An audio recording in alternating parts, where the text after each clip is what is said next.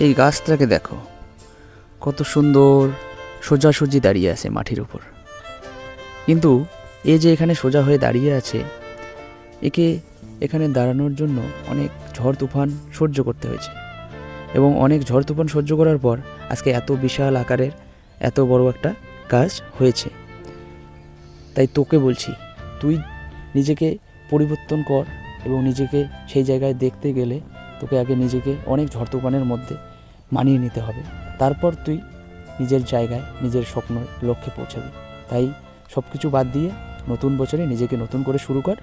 দেখবি যে তুইও এই গাছটার মতো সবার মাঝে স্ট্রং হয়ে দাঁড়িয়ে আছিস। তাই আজকের থেকে শুরু কর, এখন থেকে শুরু কর। দেখবি দুদিন পর তুইও ঠিক এই রকম একইভাবে সবার মাঝে মাথা উঁচু করে দাঁড়িয়ে আছিস।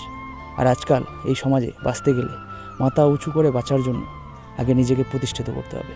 যদি তুই নিজেকে প্রতিষ্ঠিত করতে পারিস, তাহলে দেখবি সবার কাছে সম্মান পাবি, সবার কাছে আদর পাবি, সবার কাছে অনেক কদর পাবি। তাই এইভাবে গাছটার মতো নিজেকে দাঁড় করানোর জন্য নিজে পরিশ্রম কর, ঠিক আছে?